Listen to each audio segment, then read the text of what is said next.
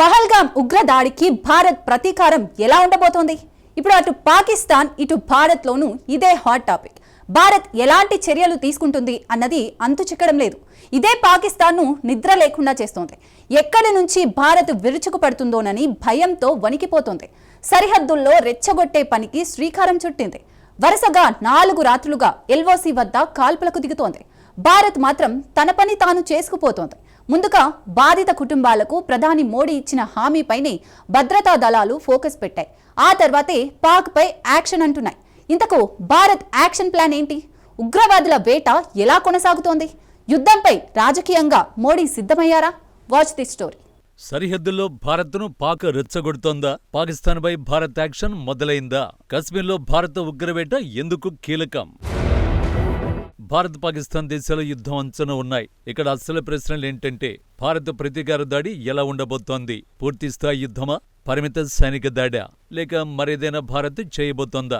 ఈ ప్రశ్నలే అందరి మధ్యలోనూ మెదులుతున్నాయి. కానీ సరిహద్దుల్లో మాత్రం పరిస్థితులు చాలా ఉద్రిక్తంగా మారాయి. భారత సైనిక ప్రతిస్పందన కోసం అందరూ సిద్ధంగా ఉన్నారు. అయితే పాకిస్తాన్ మాత్రం వేరే ప్లాన్తో ఉంది. భారత్ ప్రతీకార దాడికి దిగే వరకు ఆగడం లేదు. ఇప్పుడే నియంత్రణ రేఖ ఎల్ఓసి వద్ద కాల్పులు జరుపుతోంది. భారత్ను దాయాది దేశం రెచ్చగొడుతోంది. ఆన్ పేపర్ ఎల్ఓసి వద్ద కాల్పుల విరమణ అమల్లో ఉంది. కానీ పాకిస్తాన్ మాత్రం నిత్యం కాల్పుల విరమణను ఉల్లంఘిస్తోంది. భారత సరిహద్దు లోపల పాకిస్తాన్ నుంచి డజన్ల కొద్ది కాల్పుల ఘటనల్ని భారత్ నివేదించింది. ఈ కాల్పులు ఏప్రిల్ 24 నుంచి మొదలయ్యాయి. అంటే భారత్ సింధు జలాల ఒప్పందాన్ని నిలిపేసింది ఆ రోజు నుంచి ప్రతి రాత్రి పాకిస్తాన్ కాల్పులకు దిగుతోంది. వరుసగా 4 రాత్రులు భారత్ను రెచ్చగొట్టేందుకు యత్నిస్తోంది. దీనికి భారత్ ఎలా స్పందిస్తోంది? పాకిస్తాన్ కాల్పులకు దీటుగా సమర్థవంతంగా భారత్ కూడా ఎదురు కాల్పులకు దిగుతున్నట్టు నివేదికలు చెబుతున్నాయి. భారత్ వైపు ఎలాంటి ప్రాణ నష్టం జరగలేదు. అయితే ఎల్ఓసి వద్ద స్పందించడమే కాదు, పాకిస్తాన్ వైపు భారీ గన్నులను ఎక్కుపెట్టేందుకు భారత్ సిద్ధమవుతోంది. వీకెండ్లో భారత నావికాదళం సైనిక కసరత్తులు నిర్వహించింది. లాంగ్ రేంజ్ యాంటీ-షిప్ మిసైల్ ని ప్రయోగించారు. ఈ విన్యాసాలన్నీ యుద్ధానికి సన్నాహకాలు మాత్రమే. ఒకవేళ యుద్ధమే మొదలైతే అందుకు సిద్ధంగా ఉండడానికే ఇలాంటి సైనిక కసరత్తులు చేస్తారు. అలాగే రాజకీయ నాయకత్వం యుద్ధ ప్రణాళికలను రూపొందించడంలో నిమగ్నమైంది. రక్షణ శాఖ మంత్రి రాజ్నాథ్ సింగ్ మొన్న చీఫ్ ఆఫ్ డిఫెన్స్ స్టాఫ్ ను కలిశాడు. నిన్న ప్రధానమంత్రి నరేంద్ర మోడీని రక్షణ శాఖ మంత్రి కలిశారు. ఇరువురి మధ్య సమావేశం 40 నిమిషాల పాటు సాగింది. ప్రధాని, రక్షణ మంత్రి ఏం చర్చించారు అంటే జమ్మూ కశ్మీర్లో భద్రతా పరిస్థితుల గురించి చర్చించినట్టు నివేదికలు వెల్లడిస్తున్నాయి. సరిహద్దు రాష్ట్రంలో ఎలాంటి ఆపరేషన్లు కొనసాగుతున్నాయి, భారత ప్రతీకార దాడికి ఎలాంటి ఏర్పాట్లు జరుగుతున్నాయన్న అంశాలపైనే ప్రధాని మోడీ ఆరా తీశారు. వాస్తవానికి పహల్గామ్లో అత్యంత క్రూరంగా అమాయకుల్ని కాల్చి చంపిన ఉగ్రవాదుల్ని వేటాడడానికి భారత్ తొలి ప్రాధాన్యం ఇస్తోంది. పహల్గామ్లో 4 ఉగ్రవాదులున్నారు. వారిలో 2 పాకిస్తానీలు, మిగిలిన 2 పాకిస్తాన్ మద్దతు ఉన్న ఉగ్రవాదులు. ఈ రాక్షసుల్ని భారత భద్రతా దళాలు ట్రాక్ చేస్తున్నాయి. ఈ ఆపరేషన్లో 3 భారతీయ ఏజెన్సీలు కలిసి పాల్గొంటున్నాయి. భారత సైన్యం, కేంద్ర సాయుధ పోలీసు దళాలు, సిఏపిఎఫ్, జమ్మూ కశ్మీర్ పోలీసులు కలిసి ఆపరేషన్ నిర్వహిస్తున్నారు. పిల్లి ఎలుక గేమ్ గా ఈ ఆపరేషన్ అధికారికంగా పిలుస్తున్నారు. పహల్గామ్ అటవీ ప్రాంతంలో ఉగ్రవాదులు నక్కి ఉన్నారు. ఆహారం, సామగ్రి కోసమే బయటకు రాక తప్పదు. అందుకోసమే భారత భద్రతా దళాలు కూడా ఓపిగ్గా ఎదురుచూస్తున్నాయి.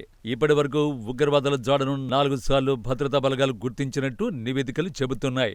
మొదట హపత్నార్ అనే గ్రామం వద్ద, రెండోసారి కుల్గాం అడవుల్లో, మూడోసారి ట్రయల్ రిడ్జి వద్ద, 4వసారి కోకర్నాగ్లో ఉగ్రవాదుల కదలికల్ని గుర్తించారు. ఒకానొక సందర్భంలో ఉగ్రవాదులకు అత్యంత సమీపంలోకి భద్రతా దళాలు చొచ్చుకు వెళ్లాయి. ఉగ్రవాదులు ఎదురుకాల్పులకు దిగారు. కానీ త్రుటిలో ఉగ్రవాదులు తప్పించుకున్నారు.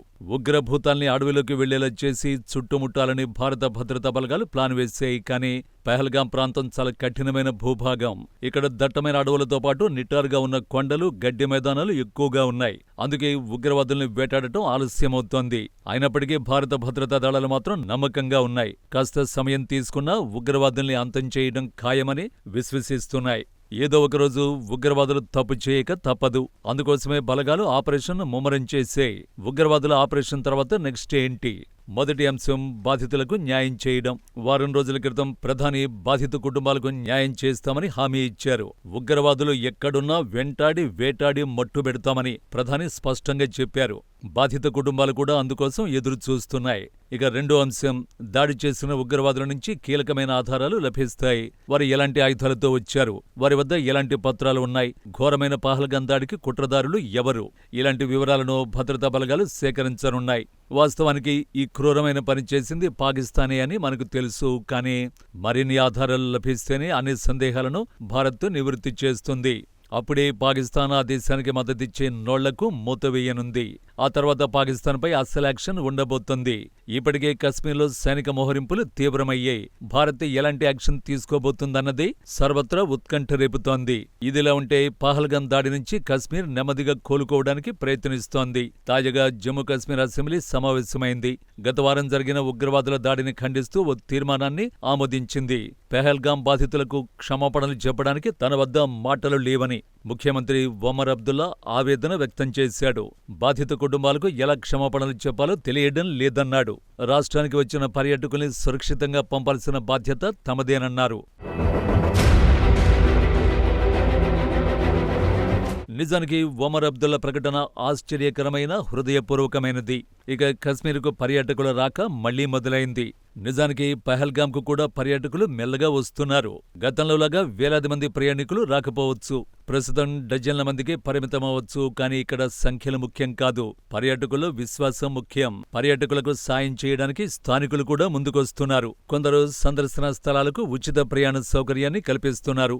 మరికొందరు మాత్రం కశ్మీరీ సావనీర్లను బహుమతిగా ఇస్తున్నారు. భారతదేశ స్ఫూర్తి ఇప్పుడు కశ్మీర్లో కనిపిస్తోంది. కశ్మీర్లో నెలకొన్న ఈ సామరస్యాన్ని, ఐక్యతను నాశనం చేయడానికి ఉగ్రవాదులు యత్నించారు. ఇప్పటికీ ఆ ఉగ్రవాదులు కశ్మీర్లోనే ఉన్నారు. ఇప్పుడు దేశం మొత్తం కలిసి రావాల్సిన సమయం ఇది. ఉగ్రవాదుల్ని మట్టుబెట్టేందుకు మీడియా సహకారం కూడా అవసరం. 2 రోజుల క్రితం మీడియాకు ప్రభుత్వం అడ్వైజరీ జారీ చేసింది. మిలిటరీ ఆపరేషన్లను ప్రత్యక్ష ప్రసారం చేయరాదని సూచించింది. ఎందుకు అంటే ఆపరేషన్ల వివరాలు బయటకు వెల్లడిస్తే భద్రతా దళాల ప్లాన్లు బహిర్గతమవుతాయి, ఉగ్రవాదులు తప్పించుకునే అవకాశం ఉంది. నవంబర్ 26 దాడి సమయంలో కార్గిల్ యుద్ధంలో ఇలాంటి పరిణామాలను మనం చూశాం. ఈసారి అలాంటి పరిస్థితులు పునరావృతం కాకుండా ఉండాలనే ప్రభుత్వం ఈ అడ్వైజరీ జారీ చేసింది. సో ముందు ఉగ్రవాదులు, ఆ తర్వాత కుట్రదారులను శిక్షించేందుకు భారత్ నిర్ణయించింది. ఈ క్రమంలోనే ఉగ్రవేటను భద్రతా బలగాలు కొనసాగిస్తున్నాయి. ఈ ఆపరేషన్ పూర్తయిన తర్వాత అస్సలు యాక్షన్ మొదలు కానుంది. ఈ యాక్షన్ ఎలా ఉంటుంది అన్నదే పాకిస్తాన్కు నిద్ర లేకుండా చేస్తోంది.